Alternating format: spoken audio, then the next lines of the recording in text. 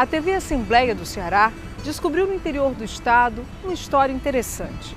A história de uma família que mantém vivos os seus costumes, suas tradições, a literatura popular, o cordel. Seus filhos e netos continuam a trilhar esse mesmo caminho. São heranças preciosas que não poderiam deixar de ser conhecidas e valorizadas. Vamos assistir?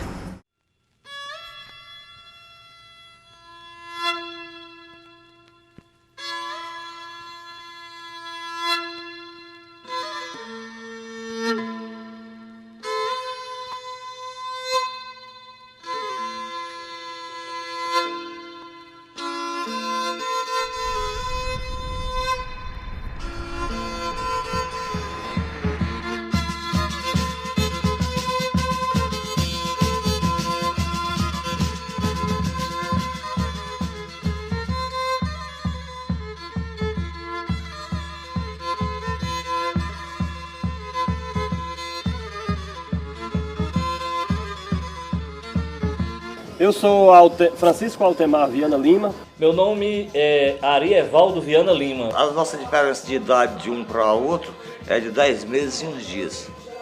E sempre foi meu amigo. Meu amigo de fé, meu irmão camarada, foi o Arievaldo. Eu sou Marcos Aurélio Viana Lima. Eu sou Clevison Viana, eu sou também cordelista, cartunista, ilustrador. Sou o terceiro filho de Evaldo e Atiane. Francisco Evaldo de Souza Lima e Atiane Maria Viana. Neto de Manuel Barbosa e Dona Alzira. Bisneto de Fitico. Meu pai é agricultor, porque é aposentado como agricultor, mas é um grande fã da literatura de cordel, da poesia popular.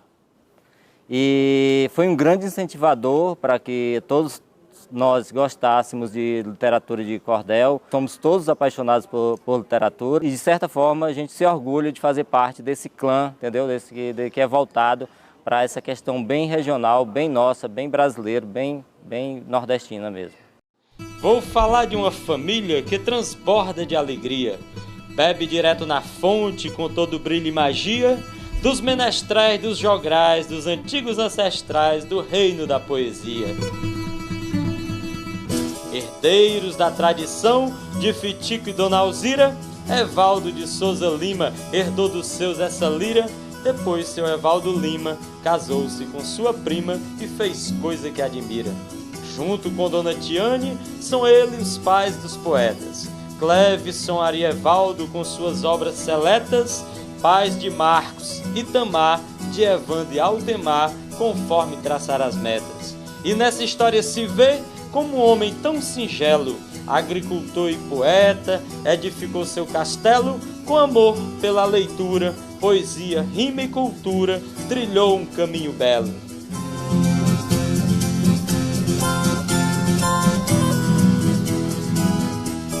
Evaldo Lima. Benção, pai. Deus abençoe, Benção, meus pai. filhos. Bem. Tudo bom? Vai de saúde. Vamos bem, Graças a Deus. Estou indo bem. Vamos sentar. Eu no meio.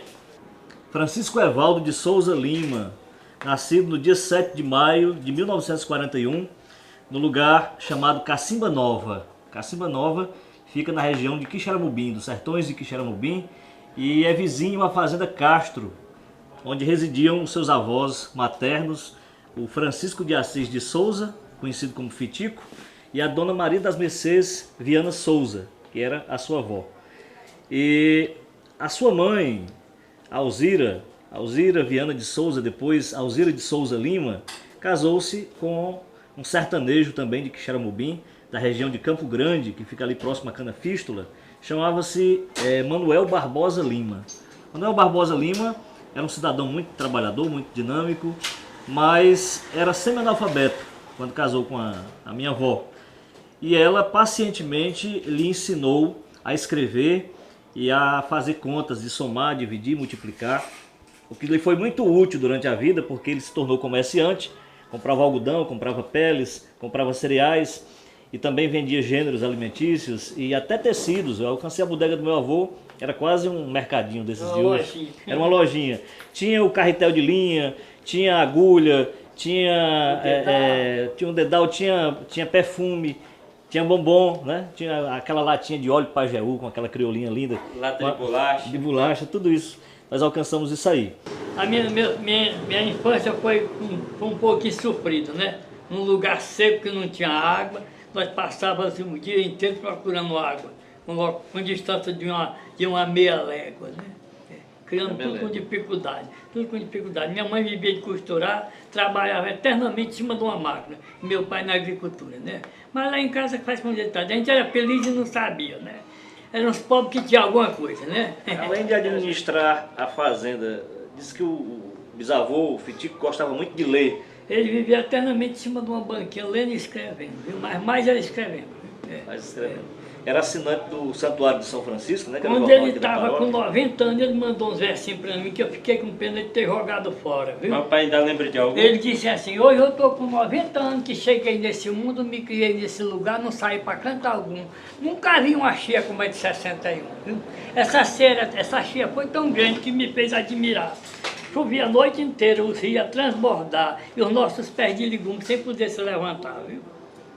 Era uma chia tão grande, me causou admiração, o rio transbordando, lamaceiro pelo chão e a floração da madeira jogando galho no chão, né? Que bonito. Muito bom.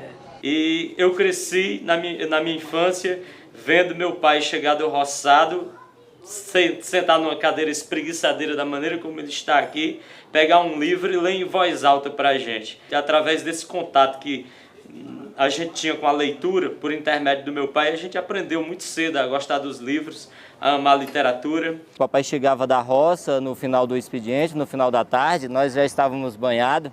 Mamãe banhava todos ali no alpendre, numa cantareira, onde tinha os potes. Tinha uns potes, e ela tirava a água gelada desses potes e banhava a gente no final da tarde. Papai chegava do roçado cansado e tal.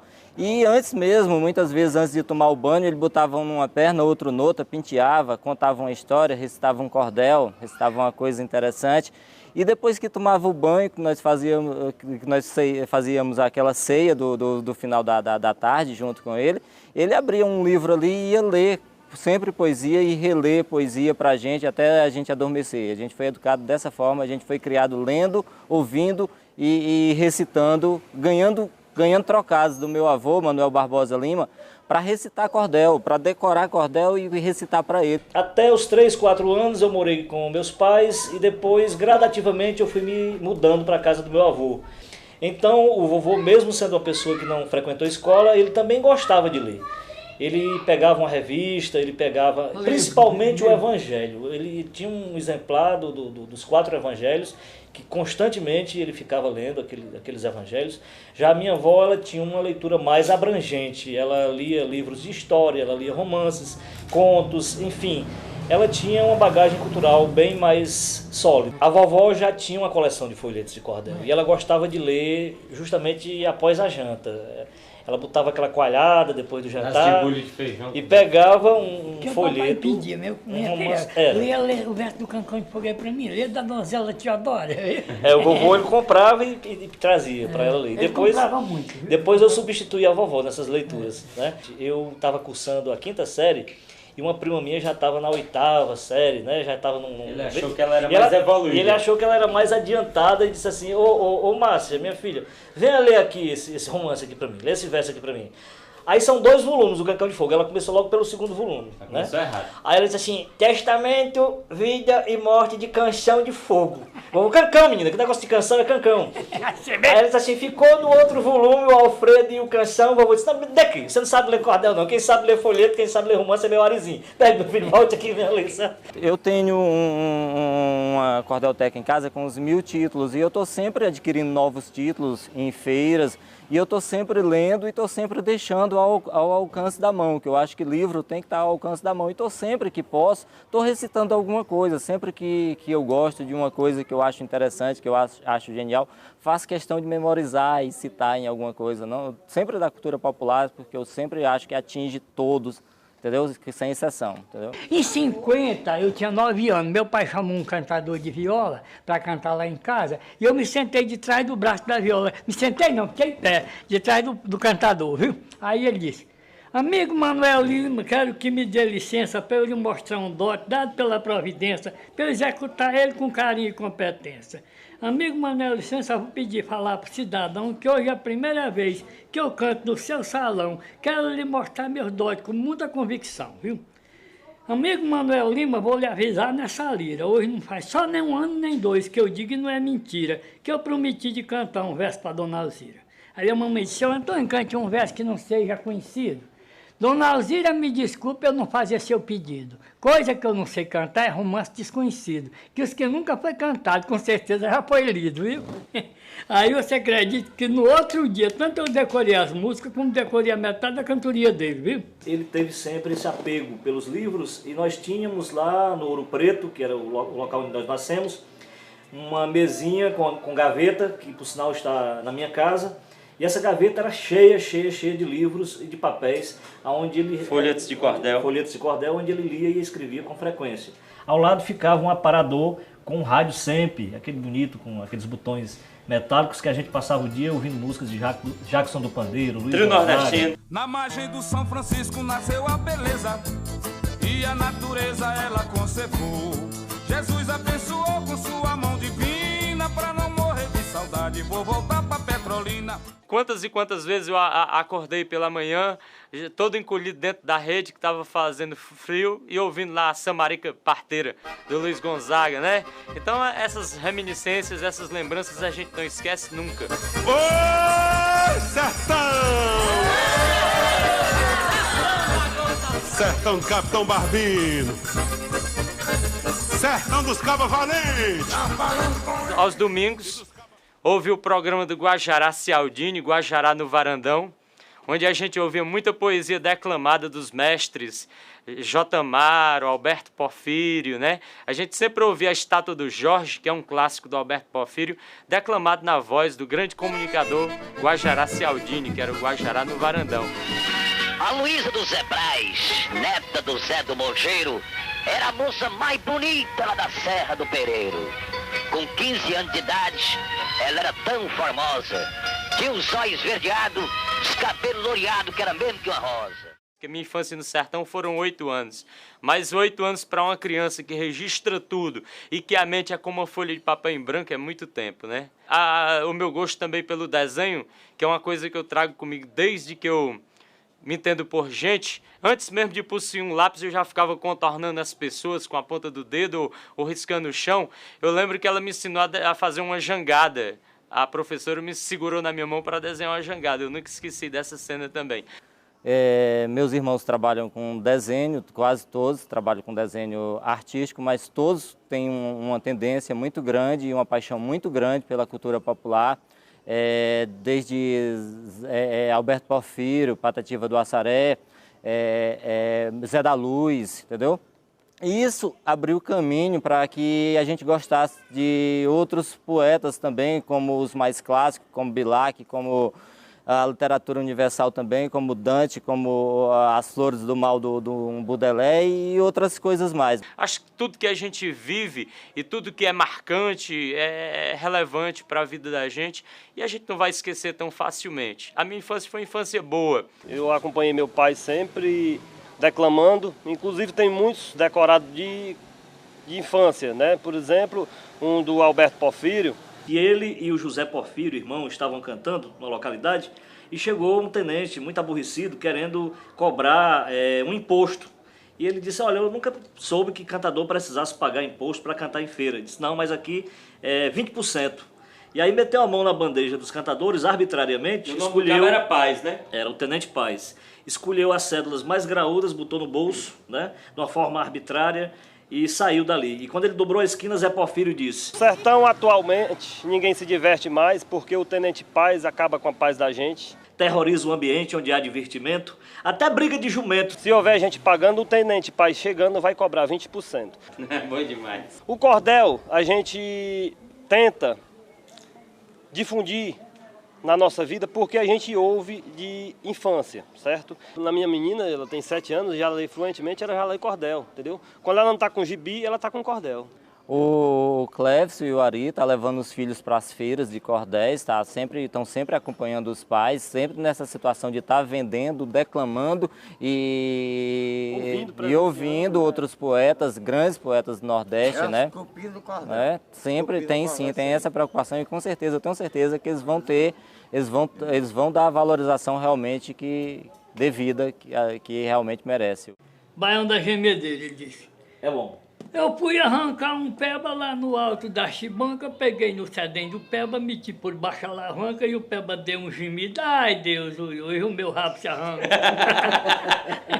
Então, são essas coisas que ilustraram muito bem a infância da gente e não tem como esquecer disso. Meu pai formou uma família de leitores sem nunca impor nada a um filho. Nunca disse assim, meu filho, vá ler esse livro. Ele nunca disse isso, apenas deu o exemplo pra gente. Sempre o exemplo. A casa dele sempre repleta de livros. A gente chega, acho que meu pai, se duvidar, ele lê mais do que eu e Ari junto. A mamãe ensinou as primeiras letras. Nós praticamente fomos alfabetizados em casa, né? Já fomos para a escola já sabendo ler, já conhecendo as letras, entendeu? O Arievaldo, por exemplo, com 7 anos já tinha sido alfabetizado completamente, já lia a Bíblia, conhecia histórias inteiras da parte da Bíblia. E é assim, a nossa vida foi muito bem alfabetizada, tanto pela minha avó como pela minha mãe. Eu não nasci para cordel. Eu sei fazer. Sei. E vou dizer uma coisa, esse aqui é testemunho, o Clévio, meu irmão, é testemunha que não tem um cara mais vendedor de literatura de cordel do que eu. A chegada do Lampião no Inferno. Tem um cabra de Lampião, por nome Pilão Deitado, que morreu numa trincheira há um certo tempo passado e agora pelo sertão anda correndo a visão e fazendo mal assombrado. E foi quem trouxe a notícia que viu o Lampião chegar e no inferno nesse dia faltou pouco para virar, morreu tanto cão queimado que faz pena até contar. Debate Lampião com São Pedro. Tudo é coisa que você vende. Aí eu vou dizer uma coisa. Uma coisa, quando o cabo ia comprar um, ele estava com 10. Ele estava com 10. Tá. Zé de Souza Leão, coco verde, melancia. E abarcava no meio do mundo, eu vendo tudo. Se eu abrir a boca para vender as coisas, eu sou camelô. Sou de vender mesmo. Mas vou dizer uma coisa, para vender tem que ter propaganda. Para vender tem que ter propaganda. O Itamar, ele é realmente essa pessoa talentosa, mas essas habilidades a gente herdou em parte da minha mãe. Minha mãe é uma pessoa muito habilidosa com as coisas. Tudo que ela se mete a fazer, ela faz bem. A dona Tiane, quando a gente veio pra Canindela, viu um camarada fazer uma instalação hidráulica e ela mesma sempre fez as instalações hidráulicas aqui na casa da gente. Instalação elétrica, ela já se meteu a fazer e faz também. Mecânico de máquina. Consertar máquina de costura é outra coisa que ela aprendeu a fazer sozinha. Bordar muito bem e costurar divinamente bem. Minha mãe é uma pessoa extremamente habilidosa. Toda a vida eu tive tendência para costura. Eu invento tudo no mundo. Quando eu enjoo uma coisa, eu começo outra. Gosto muito de fazer camisa para homem. Um excelente cozinheiro também. Tem galinha caipira, tem porco assado e bife. Como é que foi a criação desses meninos aí? Ai, não foi muito fácil não, né? 5 homens para me lutar com eles.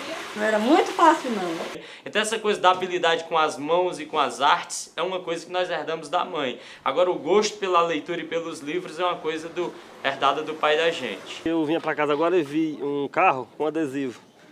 Eu tive o melhor pai do mundo. E eu posso dizer a verdade, nós temos o melhor pai do mundo. Porque foi uma pessoa que só viveu pra gente. Dos 24 horas do dia, em toda a vida dele, ele só teve a vida pra gente, entendeu? Nunca foi homem de vício, nunca foi homem de sair de casa para abandonar nada. Sempre foi presente 24 horas dentro de casa. Se foi duro algumas vezes, foi porque foi necessário. Eu até acho que as pancadas que se perderam foram só as que subiram, porque as que desceram foram válidas, entendeu? Aquele galo ali, nós podemos levar lá para casa? Por quê? Faz muito barulho? É? E aí eu não consigo dormir. Ah, mas ele canta cedo, é mesmo. Não vai conseguir dormir, não é? Tá certo, ele desperta, né? Fica pautando com sede, vai beber no lagadiço. Leitores, me dê licença, eu cantar o jogo dos bichos.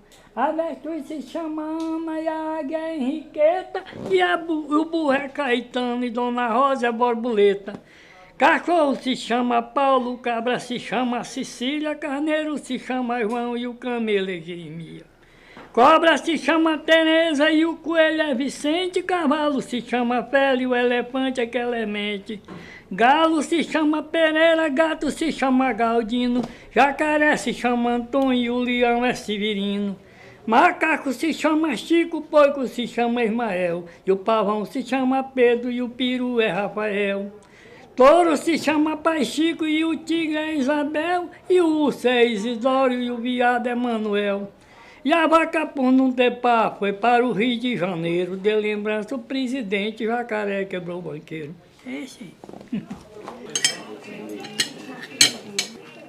Dona Tiene quer desse suco aí? Quer não. É sempre assim, a conversa não é tão... Na mesa o nosso trabalho é mais... A conversa é pouca na mesa. A conversa é pouca, não dá tempo não. Uma comida self-service, né? As outras coisas, mas também pela questão de ser um momento único, né? Um momento realmente de união e confraternização ali e de igualdade, né? De coisa. Comida que só ia para um quarto quando você estava doente, né? O papai perguntou logo, tá doente? Né? O que é que tá em comida para o quarto, né? Agora eu pinto de comer, senão sua comida esfria muito, viu? Uma das coisas que eles unem muito, meu pai e minha mãe, eu acho que é esse bom senso deles. A minha mãe gosta de cozinhar e ele gosta de dar comida. Então todo mundo que chega aqui come. Apesar de todos os modismos trabalharem para desestruturar esse modelo de família, ela sobrevive bravamente, não é? Porque muitos pais, a exemplo dos nossos, cultivam os mesmos valores, né? Valores esses que são muito caros para a gente.